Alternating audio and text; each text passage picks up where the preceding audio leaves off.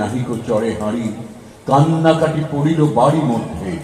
অশ্রু জলে ভাষায় পাকা দাড়ি, কহিরা গবু হবুর পাদপদ্মে,